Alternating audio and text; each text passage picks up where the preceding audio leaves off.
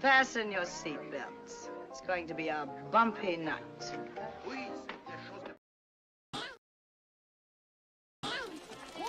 But tell me, Eddie, is that a rabbit in your pocket or are you just happy to see me? Fucking StreamYard. Hello, everybody. I am back for a solo stream where I generally go for about an hour going into topics.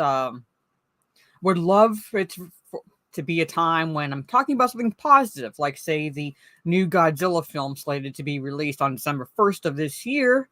But inevitably, it's pop culture and cringe combined, because unfortunately those two go hand in hand nowadays, because you can't have one without the other, particularly with the Frankenstein monster that morphed from political correctness into identity politics and virtue signaling. But anyways, I do have a few articles. Luckily, that they're leased on all. I didn't check the gamers. I have no idea what retardation is on that site right now. But the articles I'm going to cover today are all on Bounding into Comics. First off, basically, Alan Moore, right? Alan Moore, who really should keep his mouth shut. Like, just keep your mouth shut. Let like your original work kind of speak for itself. But first, he opened his mouth this week and said that whatever royalties or money he would receive from, normally from his work, he wants it to go to BLM. Right? He wants it to go to BLM, pretty much that scam of a scam. So he's like, whatever money I would be getting, give it to BLM. If that wasn't bad enough, that's what I originally was going to cover. But if that wasn't bad enough, now Alan Moore is targeting Frank Miller. Now, Frank Miller is not exactly sane himself, but at least Frank Miller, doesn't deserve to be targeted by Alan Moore. But Alan Moore is criticizing Frank Miller's work as sub-fascist, according to Bounding into Comics, says his portrayal of Batman as a one-man hero in The Dark Knight Returns was, quote, a bit too Birth of a Nation. For those who do not know what a Birth of a Nation is, that is the overtly racist film that came out decades ago in, the 1920s, which no one in their right mind would at all, remember fondly, because when I say overtly racist, I'm not even fucking kidding. Overtly racist film, okay? No one in their right mind would remember that movie fondly. Secondly, no one in their right mind would ever compare A Dark Knight Returns to A Birth of a Nation. It makes absolutely no fucking sense. But that's what he's comparing it to. And then, secondly, there's another article on Bounding into Comics that apparently UK publishers and literary agents are reportedly uninterested in working with white or straight writers, and quotes, bi, POC, queer, and minority groups are always the most welcome, pretty much. So, they're basically would work with you if you're white or straight if they absolutely had to, but for the most part, if you are bi, POC, queer, or not, otherwise it fall into one of those buzzword categories, then they're willing to work with you. And then finally, I see the Dave Myers is asking, what did they do to Agatha Christie? Now, while they're bastardizing one of her books, the third Kenneth Branagh outing as Hercule Poirot, A Haunting in Venice is based on a book by Agatha Christie. Is based on, and when I say based on, I mean extremely loosely based on, because it's no way reflects anything that Agatha Christie wrote in the novel Halloween Party. But yeah, so, and one of the executive producers is confirming that the film makes significant number of changes to the original story. So they're not even really hiding it at this point. So we're going to go into that. Yeah.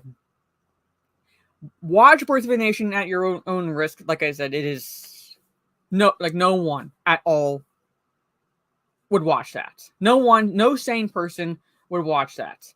And he's comparing it to Birth of a Nation. But anyway, so we're going to be talking about those three topics for this stream. So the first off, I see Trey, what is up? Ready for the cringe? Good to see you. Gravy D, what is up? Good to see you. I was not late, and Static is he's a special kind of retarded on Lethal's Discord. Retro Collective, what is up? Good to see you. No worries. Nephews come first. Thank you for listening. Phil, what is up? Phil, good to see you. Terra Crystal, everything is well today. I was comped for the repairs to the wheel stud that broke off when I got my wheels changed last week, so that was good. Plus, I got like the wheels retorqued, so that was good. Took care of that today, and then did the regular grocery shopping. And yeah, so I'm hanging out with you guys now. Hanging out with you guys for this afternoon. I'm gonna relax this evening because I gotta get up early tomorrow. So there it is. This is my main channel. Thank you so much, Trey. Yes, he did attack Dark Knight Returns, and we're gonna go into that. So less is more, haha. So, but hey, Dave, good to see you. Just checked, someone uploaded Birth of a Nation. Yeah, so yeah, watch it. Yeah. No patriotic gestalt. We do not stream our D&D sessions, and we definitely do not stream the Call of Cthulhu sessions because there are certain characteristics of either our characters or the NPC characters that the DM plays that would get my channel yeeted if we had all streamed it and someone tunes in, not seeing the beginning of the stream and not realizing that we are playing characters. So we do not stream Call of Cthulhu because of that. I do share what happens in the stream during one of my other streams, or I should say what happens in the session during my other streams, but we don't stream it because of that. And plus we don't want to risk people metagaming in the chat. So I think, oh my god, Terra Crystal, yeah. I mean, if he wants to send super chats to ask that question, I guess bless his heart. But yeah.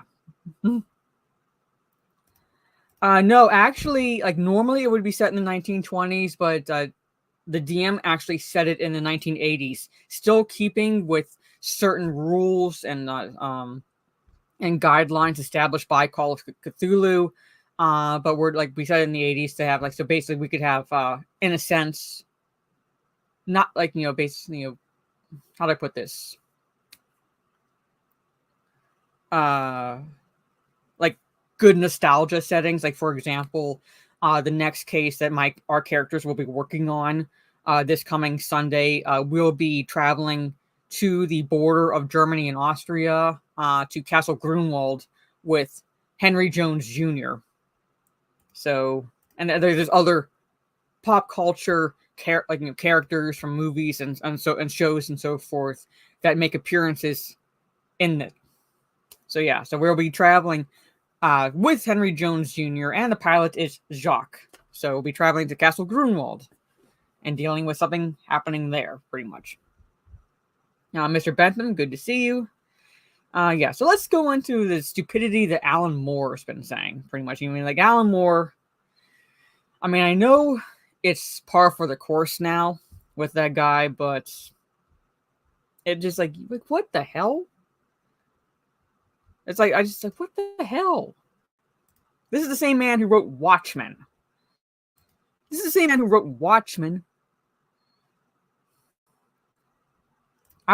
Mask of the Red Death, I love that story. Absolutely love that story.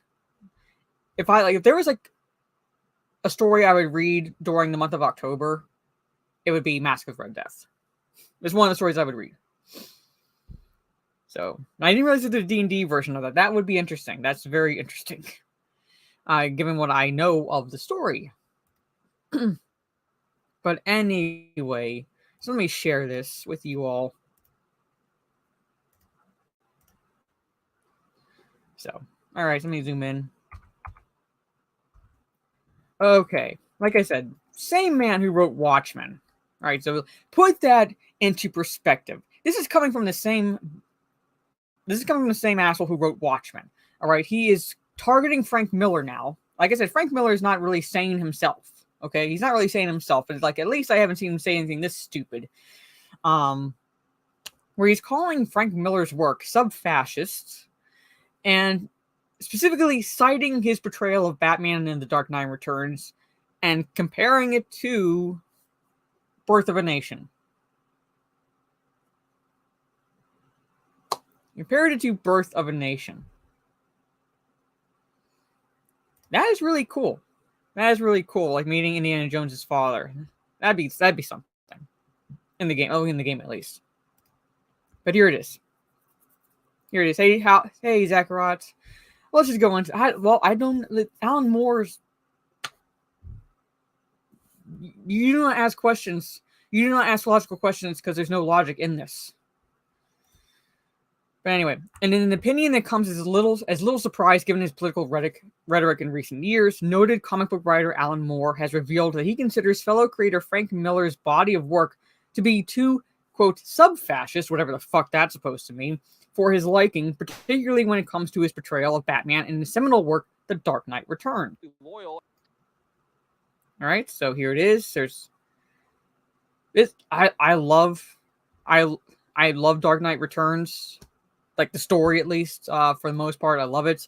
I also love how badass the Green Arrow is in it. And this fight in particular, it's like old man Bruce Wayne, old man Batman, but he still got it. He still fucking got it. The Watchmen and Tom Strong creator shared his thoughts on Miller during an interview given to UK-based news outlet The Telegraph.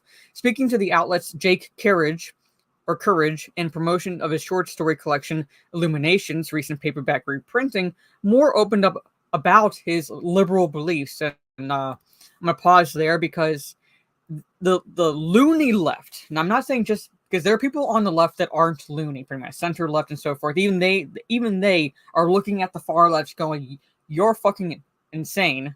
All right. But the loony left, I love bounding in there, all their fucking ads. The loony left has commandeered and co-opted the word liberal because there's nothing liberal about their thinking. There's nothing classically liberal about their thinking. Nothing. They use the word progressive. There's nothing progressive about their thinking in any fucking way. So I would say open up about his leftist beliefs. That's what I would change it as. Beginning with a reflection on the fact that his value system was formed in the boroughs, an English neighborhood which he describes as the most impoverished area of Northampton. Although it was destitute, there was an astonishing sense of community. Nobody would rob anyone else because nobody else had anything, he recalled. There was a kind of commonality. Okay. Oh my god! Fucking ad. Alright. Okay. Moving on.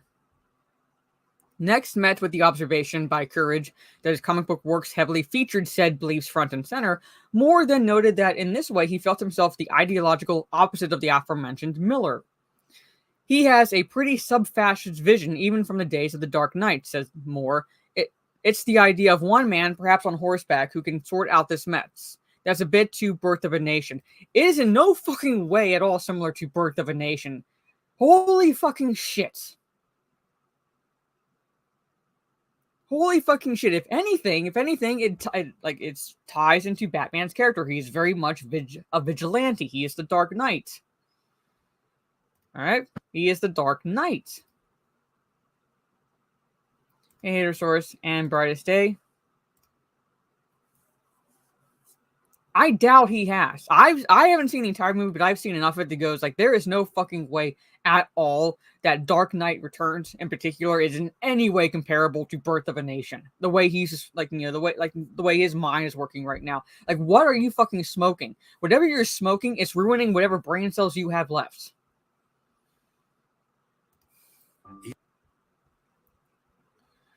A 1915 silent film adaptation of noted anti-black racist Thomas Dixon Jr.'s 1905 novel, The Klansman, a historical romance of the Ku Klux Klan, The Birth of a Nation, follows the story of two families, the Northerner Stonemans and the Southern-born Camerons, as their lives intersect amidst the politically and racially charged atmosphere of both the American Civil War era and the post-war Reconstruction period. Extremely pro-KKK, extremely anti-black, overtly racist as fuck.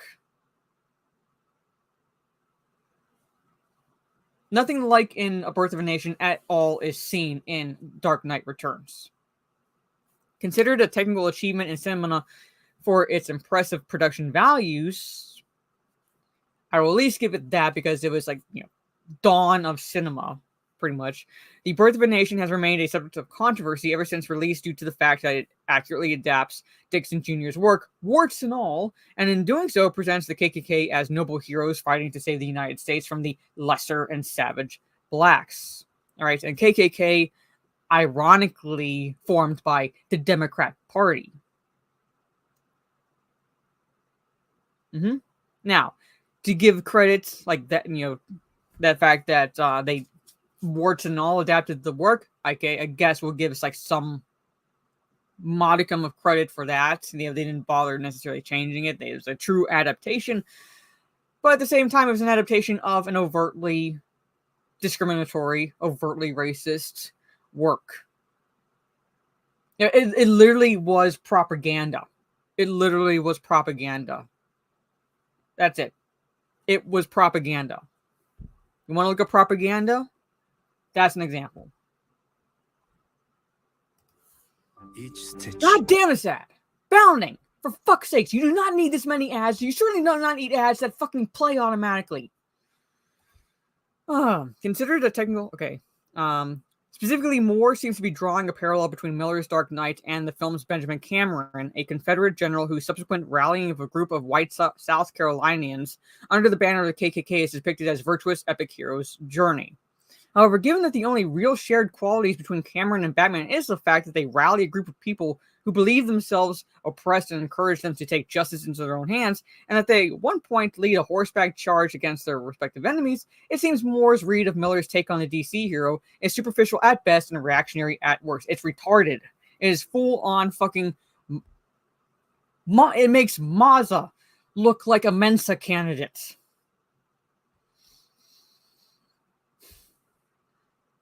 Hey, Dead Punk, that Special Olympic level of mind gymnastics to come to that conclusion. Yep.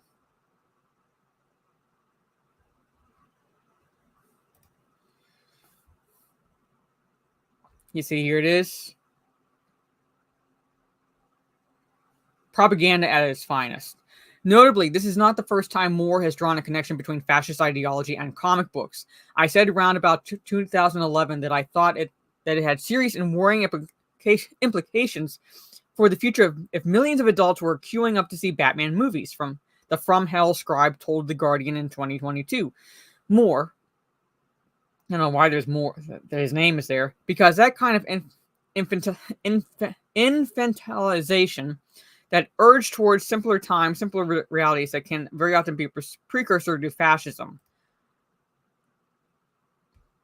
He is going for gold in the Special Olympics of retarded takes.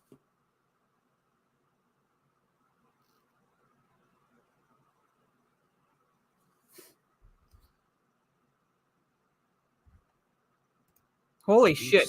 God damn it. In support of this argument, Moore noted that, quote, when we ourselves took a bit of a strange detour in our politics with the 2016 election of Donald Trump as president of the United States, most of the major films at the time were ones based on superheroes such as Batman v Superman, Dawn of Justice, Deadpool, and Captain America Civil War. Well, there it is. There it is. I think crack would have improved his mind at this point, because holy fuck.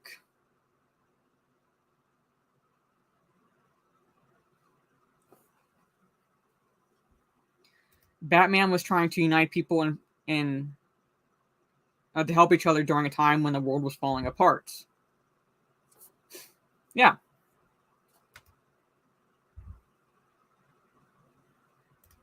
Yes, and this is a quote. Former KKK leader Robert Byrd, who was elected. It was an elected politician, pretty much. So, Democrats. He was a friend and mentor, a man of unsurpassing eloquence and nobility. Hillary Clinton spoke of Robert Byrd when he passed away. Two Democrats. One Democrat, Hillary, praising another Democrat who was a member of the KKK. And you have Alan Moore. Alan Moore not only basically coming out and saying that whatever money he would receive in royalties or whatever from his works, his previous works, that he wants that to go to Black Lives Matter. That's scam. But now he's targeting Frank Miller. Well, comic creators now hate heroes. They didn't then, but now they do. Now they do because inevitably they're like, they're changing the iconic ones and warping them into their own perverted headcanon. Like Batman, Superman, changing their sexuality, cucking them, like what they're doing with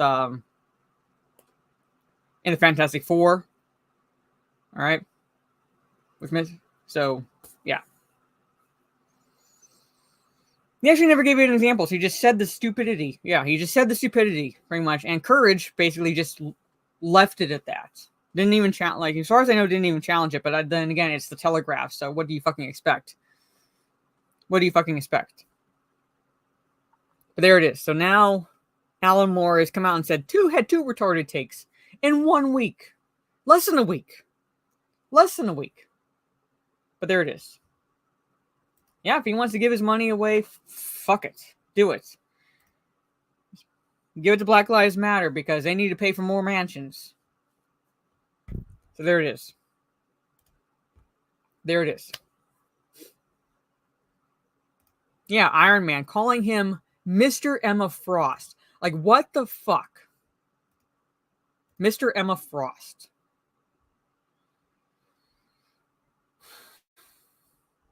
Why would he marry Emma Frost to begin with? Like, that makes absolutely no fucking sense. But anyway.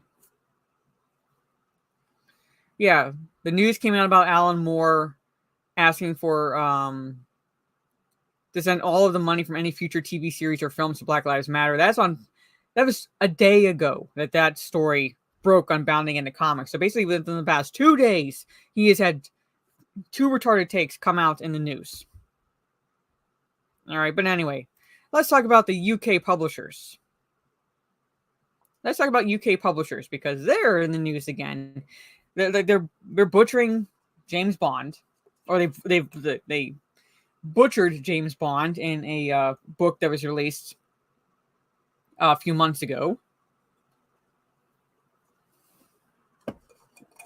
Right? And now UK publishers are uninterested in working with authors who are white or straight, according to this. Yeah, pretty much.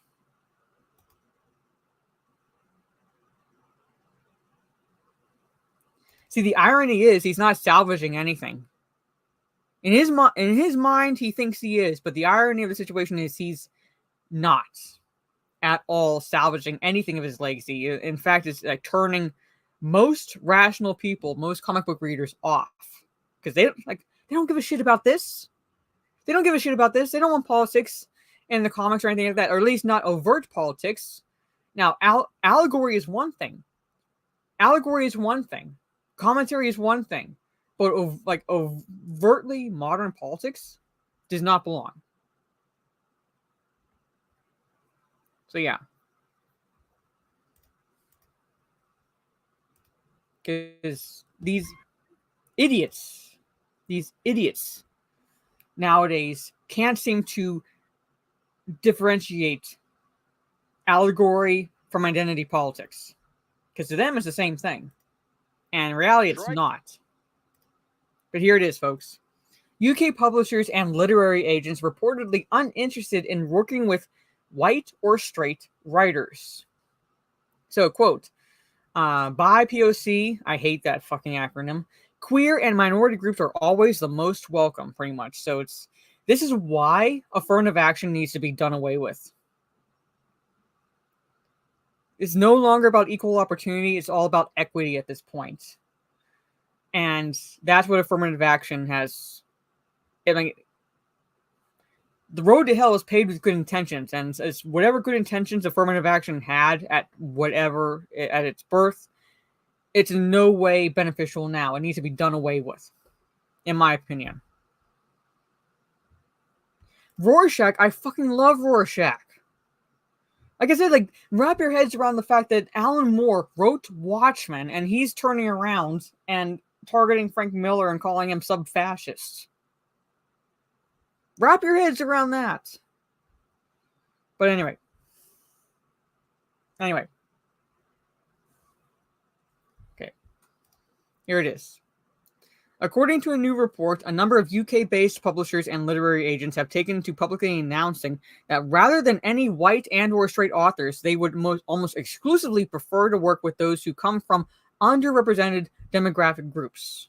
Maybe they're underrepresented because most authors are either white or straight. I'm sorry if you don't like reality, but reality doesn't care about your fucking feelings. Maybe they're underrepresented because they are not writing any fucking thing. Yeah, it's segregation. It's segregation. Yeah, that's what I said. That's the irony. I love Rorschach, but that's the fucking irony of it. Anyway, don't worry, Mr. Toxicity. So, Ian Fleming's villains were often gay. Yeah, well, you can't have that anymore. You can't have that anymore because then, if you make your villain gay and, say, the hero beats up on the villain, that would be a hate crime, according to these assholes.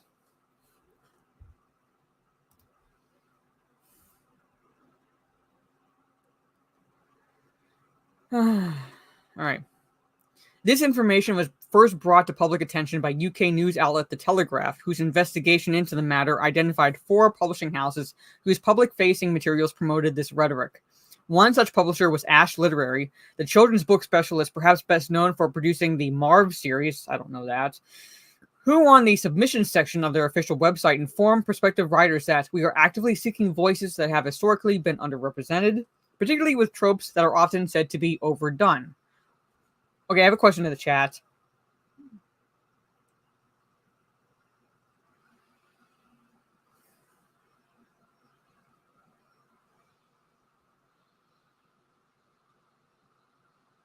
So they want to represent they want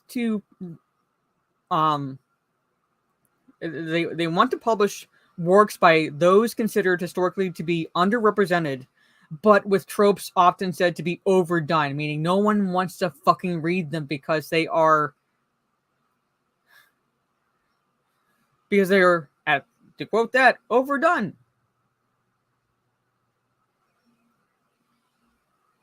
The cognitive dissonance is just astounding.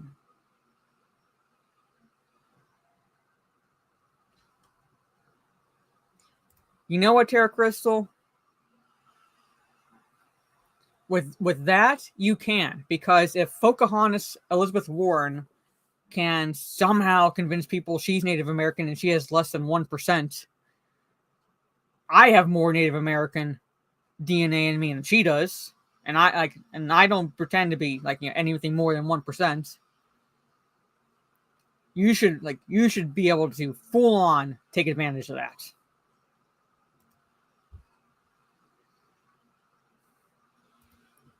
For example, we are not interested in stories about white, able-bodied World War II evacuees, but would welcome that story from a disabled LGBTQ plus or bi POC perspective.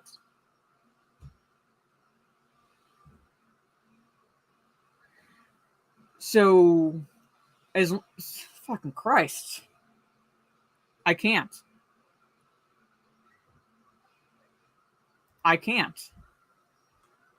Now, if the World War II evacuee, disabled is a general term which I'm not trying to defend it, but I would accept it because most would return with physical disabilities, and so forth. But this is stupid. This is, oh my god.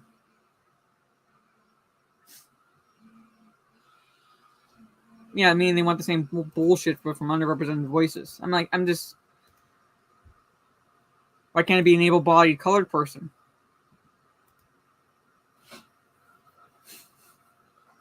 Yeah, trans World War II vets. Let's have that. If your book is about an identity that is not yours, we will not be a good fit. This includes books based on the experiences of family members and friends.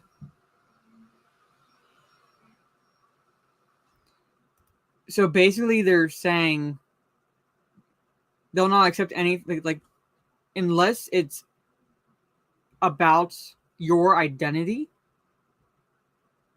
They won't accept it. Have they not read anything? Like, I'll be reading Edgar Allan Poe in October, most likely for a reading stream, and Edgar Allan Poe never experienced the Pit and Pendulum. He never experienced the Telltale Heart. He never experienced talking to a raven.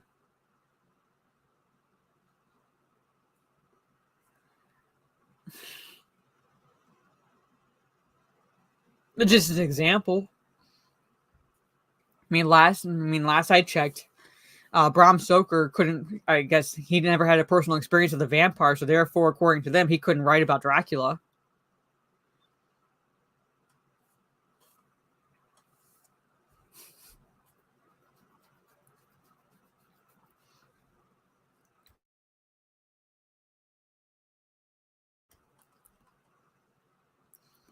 Yeah, so only a transvestite can write about Ed Wood.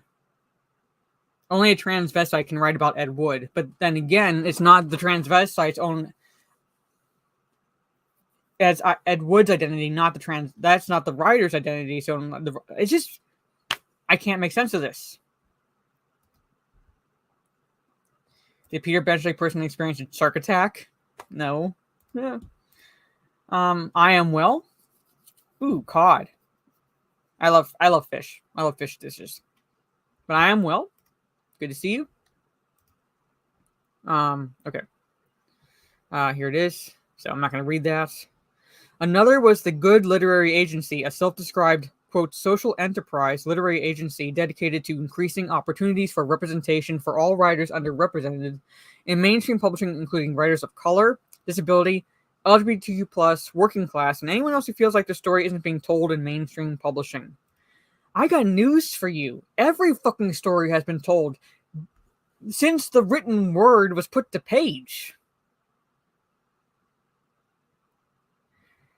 I'm like, okay, sorry, not sorry, but you, like, whatever you're experiencing, I guarantee someone else has had that same experience decades, even centuries ago, and already written about it. Since the fucking dawn of the printing press and words were put to page.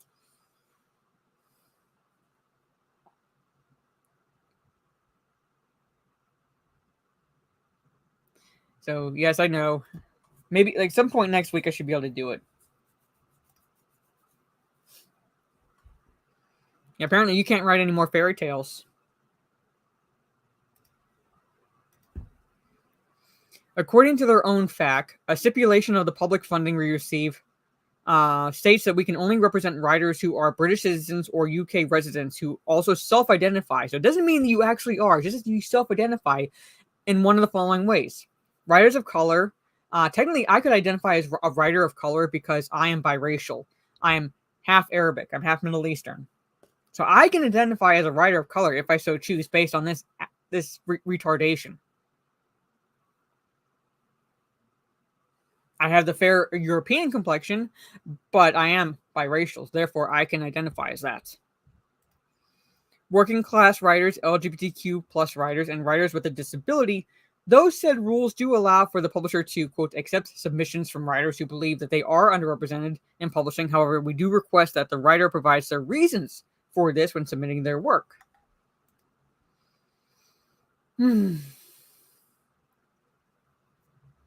Yeah, and C can't write D&D anymore since he doesn't know any midgets, vampires, or elves. Yep, here it is. Here it is, chats. This is pretty much a nutshell what this retardation is. Okay, they're talking about fictional characters. Fictional characters. Am I getting through to you at all?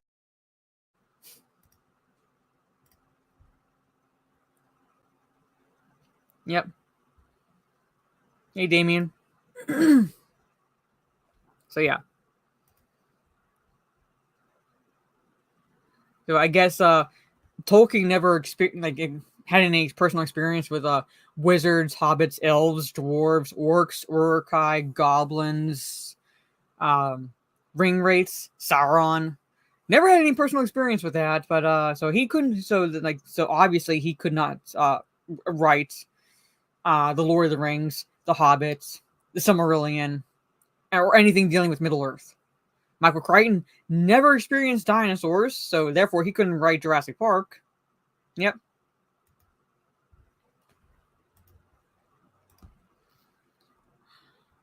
This can include, but is not limited to, care experienced people. What the fuck does this mean? What the fuck does care experienced people mean? Adoptees, those with carer status, so someone's guardian. What the fuck does that mean? Riders who are 60 plus in age, refugees and asylum, I guess, seekers, those who have experienced homelessness, abuse and trauma survivors, those with long-term illnesses, and those who have experienced incarceration, they explain. Okay, so unless you've personally experienced any of those, you cannot write about them, because unless you experience a long-term illness, you cannot write about the main character having cancer. Unless you experience incarceration, you cannot write a story set in a prison system. Even though it's a thing called research.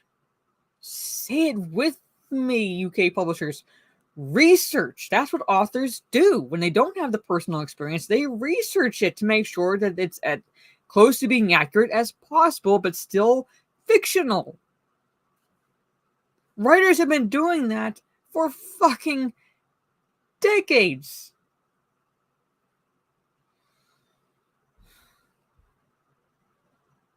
Trauma experience can mean anything. Yeah. Hey, Shaka Zulu. And Sultan Al Fahim, good to see you. To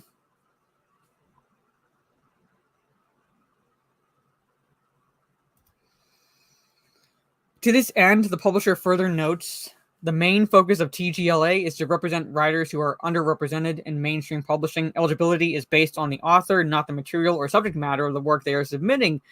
So it could be mediocre at best, but you're eligible. Your work could be fucking subpar, but you're eligible if you're underrepresented. All right? Unfortunately, if you yourself are not eligible by the criteria listed in the first question above, we will be unable to proceed with your submission. Though not an official statement from the publisher of both the novelization of Marvel Comics' Original Sin and House of Cards author Michael Dobbs' entire bibliography, Belle Lomax Morton, agent Julie Grinchnas, explicitly notes on her official company profile that she is, quote, keenly interested in hearing from authors traditionally underrepresented in the industry, including but not restricted to writers of color, queer, trans, and non-binary writers, working class writers, and disabled writers. Okay, that's the bitch there. I'm not going to write. You can read it for yourself. It's on Bounding Into Comics. Likewise, per an archive found on her public-facing accounts on Literary World-centric Twitter alternative manuscript wishlist, July 17th saw Perez Literary and Entertainment Limited Associate Agent Nina Leon inform her Twitter followers in a now-deleted tweet that BIPOC, queer, and minority groups are always the most welcome. My inbox is a safe place, she further assured prospective clients. Please share your beautiful stories with me. There it is. As of writing, none of the aforementioned parties have publicly commented on the Telegraph story, with Ash Literary and the Good Literary Agency both having notably declined the outlet's relevant inquiries. So there it is.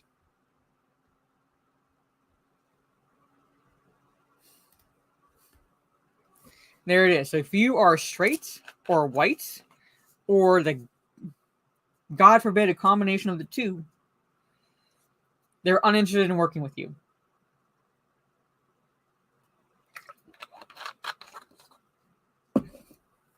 That's why it's retarded.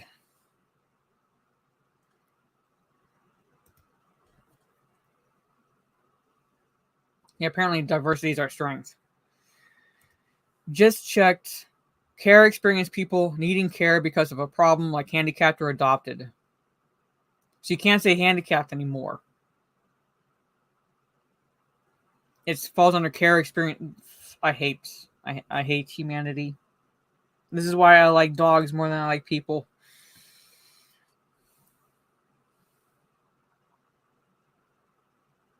Well, see, you can be straight and black because you're you're still a minority because they don't only look at your skin color. But if you're white, you're the devil. But there it is. There it is.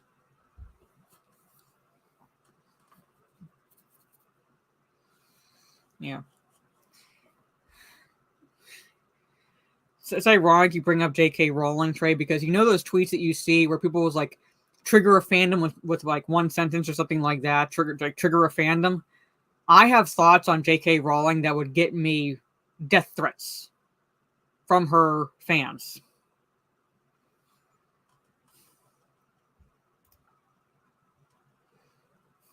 Just saying. I don't know. I don't know because technically you would be, but at the same time, you would think that Asians would not be white, but they've been put into the white category because they bucked the narrative about how of white privilege because they like Asians actually have better test scores, they do better in school than other demographics, so they made Asians white. So for all I know, Arabs are white too in their eyes. So I have thoughts on J.K. Rowling that would get me death threats. So I'm just saying.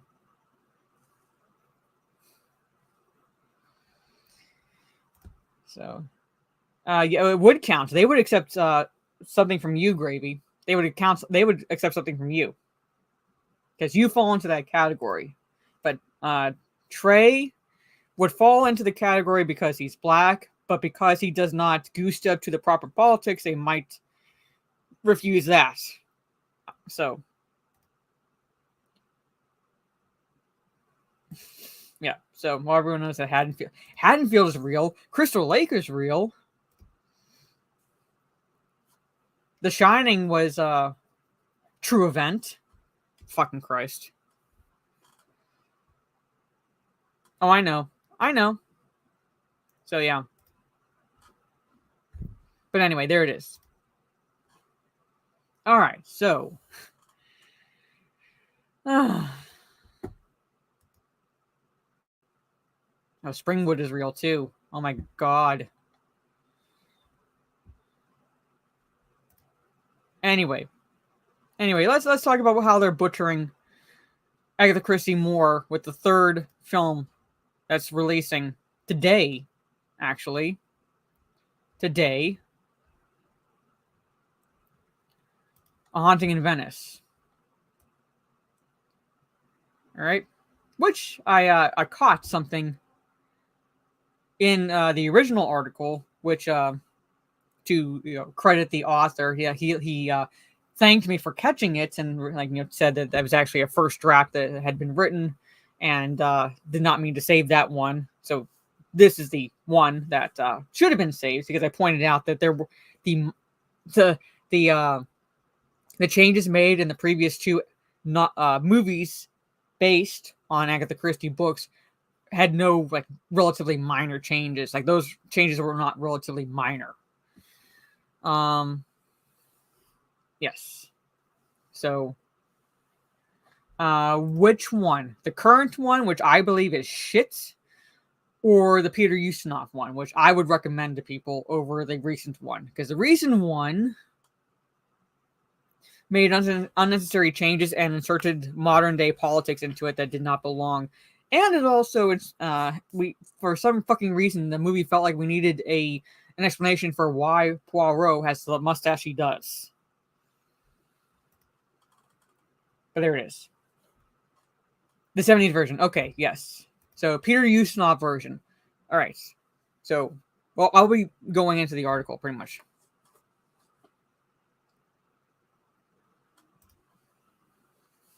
Oh, Stig, you won't give me inner turmoil? You won't give me inner turmoil?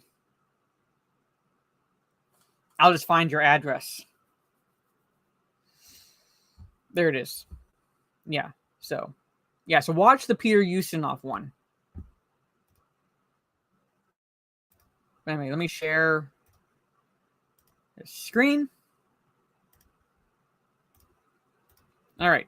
So now they're not really even hiding it. At least not with this.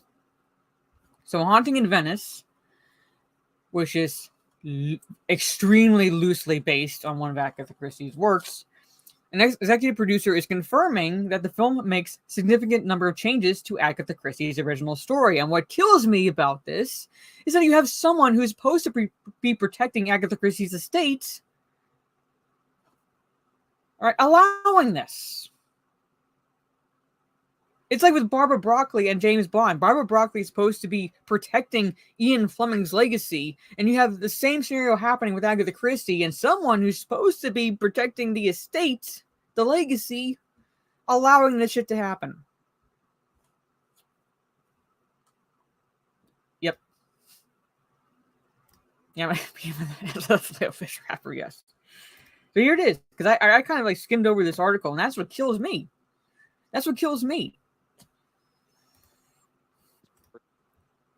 In a move heralded in hindsight by the myriad of unnecessary alterations made to the author's work in the cinematic franchise's last 2 entries, A Haunting in Venice executive producer James Pritchard has revealed that the upcoming threequel will feature, quote, a significant number of changes compared to Agatha Christie's original work. Right? So the original work is a book called Halloween Party. All right? And you'll get an idea of the plot further down in this article. And when you watch the trailer for A Haunting in Venice, and then compare it to the plot of the book, it is in no way at all based on that movie's not in no way based on at all on the work.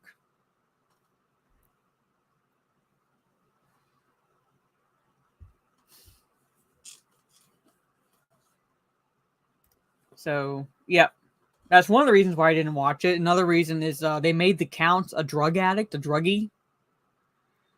But if there's a version of Murder on the Orient Express, I recommend to you all in the chat to watch, which actually does. I mean, like, there are liberties taken with the movie, but they are extreme. Like, when I say minor, I'm actually like not being ironic. They are extremely minor liberties taken because for the most part it is adapting the work of Agatha Christie, and that is the 1974 Murder on the Orient Express with Albert Finney. If you've not watched that one, watch it. If you want to watch a movie that is genuinely faithful to the work it's adapting, that's one of them. Murder on the Orient Express in 1974. Like I said, are there liberties taken? Yes, but they are extremely minor. They are extremely minor. Like you would have to be like combing through the pages of the book, which I have read the story, to point them out. Pretty much. But yeah, it is near perfect. It is very near perfect. Yeah, pretty much. Like, like his grandchildren now pretty much are like just allowing the estate to go to hell. And Michelle Yeoh sticks out like a sore thumb. You'll see it. You'll see.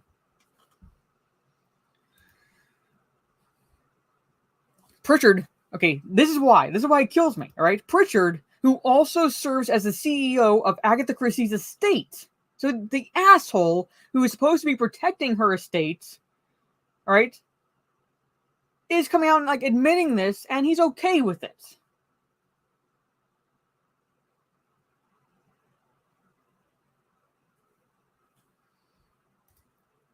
Spoke to the film's deviation from its source material, Christie's Halloween Party, during a promotional interview given to the director's Russ Milheim.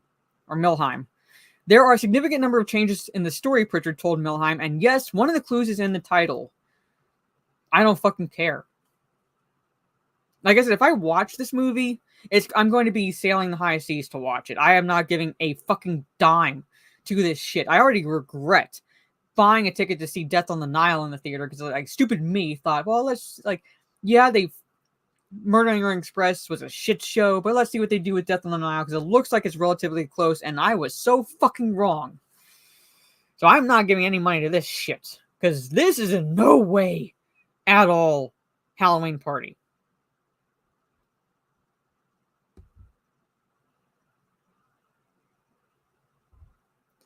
See, the thing is, it could have been, if it weren't based on an, like, I'm going to say based, I'm using that very loosely, in quotes, pretty much. If it wasn't butchering an Agatha Christie novel, it could be conceivably an enjoyable mystery / haunting movie, much like Insidious or Conjuring. Like, you know, like this scenario, yeah, it's cringe, like Michelle Yeoh sticks out like a sore thumb, but for the most part, the plot itself looks rather interesting, but yeah, it's not its own thing.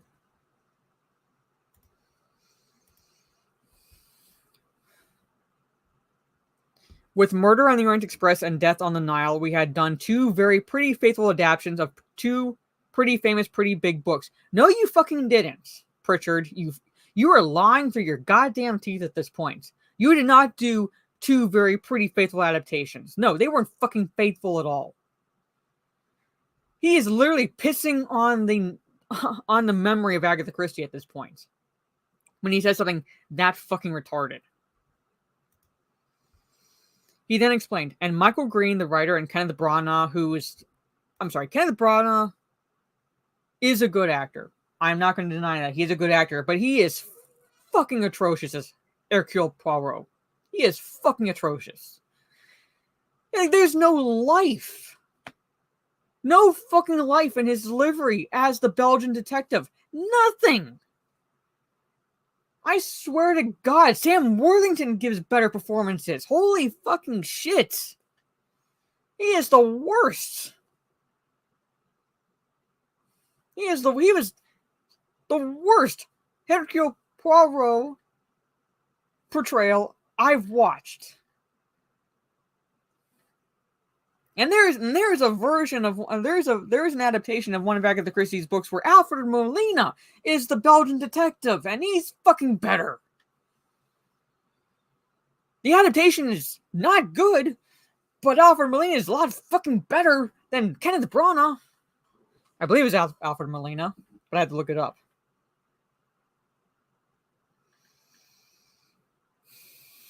No, I'm saying, but I think he did play Hercule Poirot. I think he was the one, but I gotta look him up real fast. I believe there was an adaptation of, I think it was Murder on the Orient Express.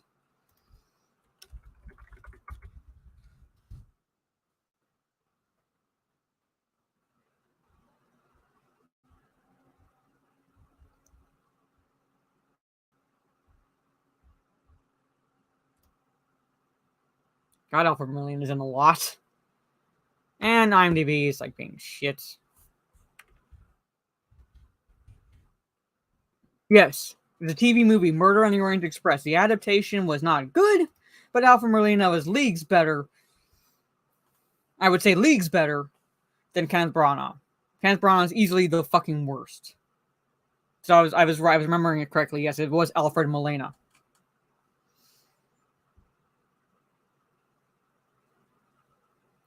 Send me. I think I could grab anyone off the street and do better. Yeah.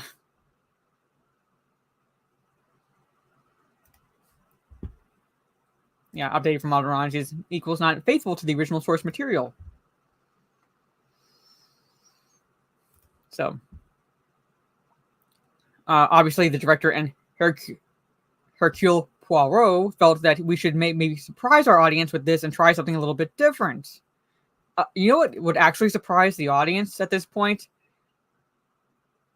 Respecting the source material. That would genuinely surprise us at this point. We would actually have fucking heart attacks if we saw a movie that actually respected the source material. That's what would surprise us. This shit doesn't. This shit doesn't. We are looking at this going and just rolling our eyes and going, oh, okay, again. That's what we're doing.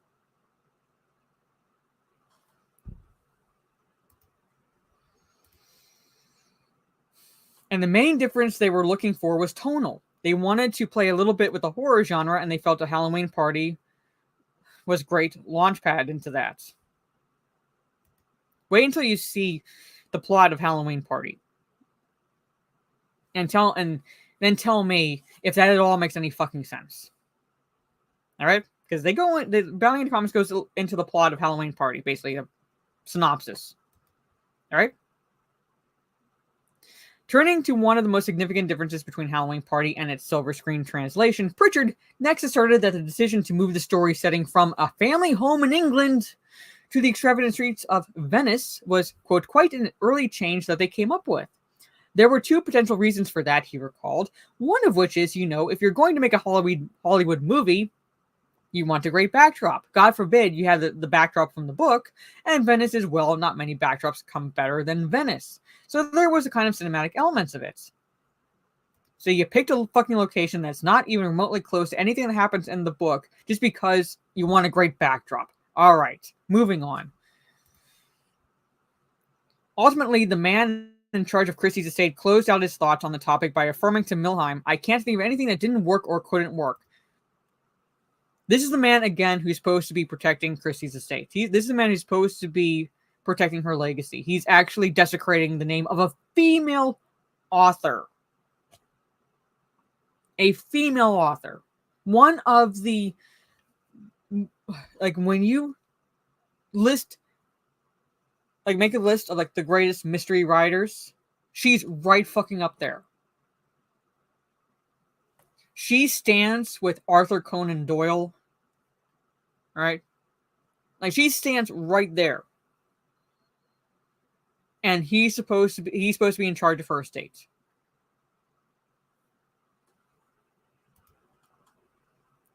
One of the extraordinary things about Michael Green as a writer is that he almost seems to, okay, I'm not going to, he's praising Michael Green, fucking bullshit, whatever. Here is the plot of Halloween Party, all right? Here is the plot of Halloween Party, and then tell me if anything that this Pritchard asshole said makes any fucking sense, all right? Published by Christie in 1969, the original Halloween Party story finds the renowned and impressively mustached Hercule Poirot called into the English estate of Woodley Common when the titular event comes to a screeching halt thanks to the sudden murder of a 13-year-old attendee, Joyce Reynolds. So like when Therese and I were talking about this and we said, it's like Agatha Christie did something, we're like, oh, now she has a different view of a certain demographic. She actually straight up had the victim be a child. A 13-year-old girl named Joyce Reynolds. Suspecting the girl may have been killed for having witnessed a murder in the past, Poirot dons his metaphorical inspector's cap and sets out to solve not only Joyce's murder, but also the other numerous murders which have taken place on the Woodley Common grounds in recent years. So take that into perspective, and then watch the trailer, and then tell me if there's anything remotely close to anything that was described there.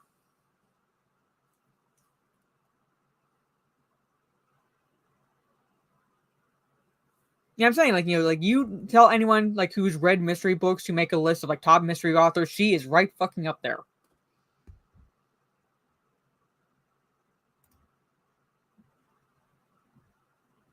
Yeah, and Trey watched the trailer. It's not that at all.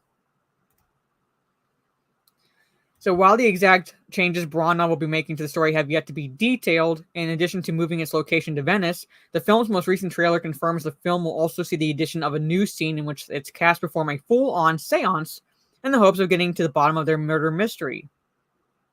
Yeah. So there it is. There it is.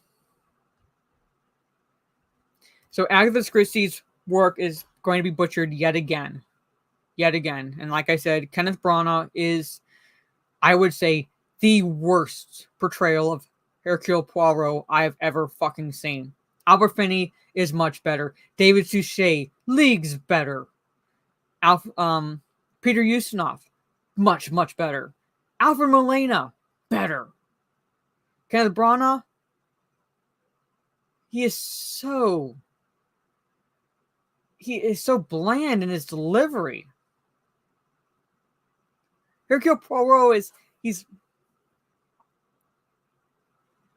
lively.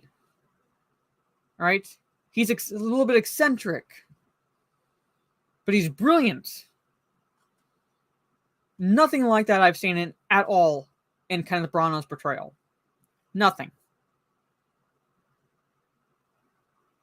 Jessica Fletcher coming in a close second, yeah. Agatha Christie gives the readers an elegance and romance in the early 1900s. So is that a bad thing? Apparently it's a bad thing. Hey, Charlie. Apparently it's a bad thing because God forbid. God forbid. So anyway, there it is. That's what I was covering for this solo outing, ladies and gentlemen. It's a little bit over an hour, but yes, I had to. I originally was going to make a video about the Haunting in Venice butchering, but I figured I'd share my thoughts with you guys pretty much because I have read most of Agatha Christie's novels. I have read Halloween Party, so I know. I remember the story, and in no way at all is what we're going to see in A Haunting in Venice. And like I said, if I do watch A Haunting in Venice, it's going to be The Sail to High Seas. But what I'm going to try to do is maybe find a copy of Halloween Party, or I don't know where my copy ended up. So I have a fresher perspective on that plot. But at the same time, it's like I don't need that much of a fresh perspective because I can already see the glaring differences from the trailer. But yeah, like I'll sail the high seas to watch it. I'm not paying for it. I am not paying to watch, or I'm not paying to watch the movie. If I watch it, it's going to be at my leisure, and it's going to be a pirate's life for me. So yeah, Halloween Party is the book that they are butchering now. They butchered Murder on the Orient Express. And for those who are like tuning in late, I recommend the 1974 Albert Finney version of Murder on the Orient Express. It is, quintessential whodunit. I challenge those who have not read the book to see if you can figure out whodunit on Murder on the Orient Express. If you've not watched the Branagh version either, watch the Finney version and see if you can tell me whodunit. See if you can figure out whodunit. Death on the Nile. Watch the Peter Ustinov version. Much fucking better than the one that just came out because I ranted about that shit. And Halloween Party, there is a David Suchet version of that. It does take liberties, but more faithful than what we're getting with Haunting in Venice. So yes, I will be in about 20 minutes or so. I'll be on Kick playing a chill stream with Uno. To hang out with you guys so I can relax this evening. So see you all in about 20 minutes. So if you never read or saw it, so I'm pretty sure you could probably find Murder on the Orient Express to watch. The 1974 version. I'm pretty sure you can find it. But that's the one I recommend. I don't know if you can on YouTube, but I'm sure you can find it. It's somewhere in like my parents' attic, most likely. So I do have my copies. But no way I can find it fast. So Terra Crystal says that Murder on the Orient Express is on Pluto for free. So there's that. So anyway, thank you all for hanging out with me. I'll see you all in about 20 minutes on Kick for a chill stream. And then I don't think I'll be able to do a gaming stream tomorrow afternoon, but I'm going to remind Steph of this, that we have to do Talk Nerdy on the earlier side Saturday evening, so about maybe 6 to 6:30 p.m. Sorry. Because I won't be able to do it at the normal time Saturday evening. So keep that in mind. If we're going to do it Saturday. If not, then it would have to be like 8 p.m. Eastern Sunday evening. October Fest stream when? Hold on, look at it. When's the first day in October? You know what? October 1st is a Sunday, and I normally do a gaming stream that day. So I will, how about this? On October 1st, which will most likely be Texas Chainsaw Massacre, because I think if Calman works every other week, he should be free that Sunday. I'll play Texas Chainsaw Massacre wearing the Oktoberfest dress. You're going to have to remind me of that. But that's what I'll do. For you, Terra Crystal, to mark the beginning of October, I'll wear the dress on stream while playing Texas Chainsaw Massacre. So, probably not the best game to play with that dress on, but it is what it is. That's how the schedule works. But anyway, so take care, everyone. See you all in a little bit. Have a good rest of your day or evening, depending on where you are in the world. And I will see you all next week on Wednesday for Evil Dead 2 discussion. Next Thursday on Orange Hat's channel for the Daybreakers discussion. Look for videos throughout the week. And then, yeah. See you back a week from now on this channel again. So take care, stay safe, and peace.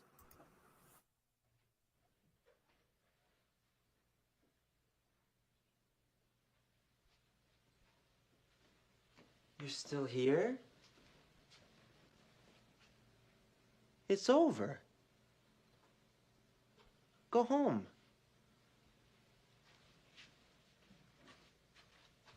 Go.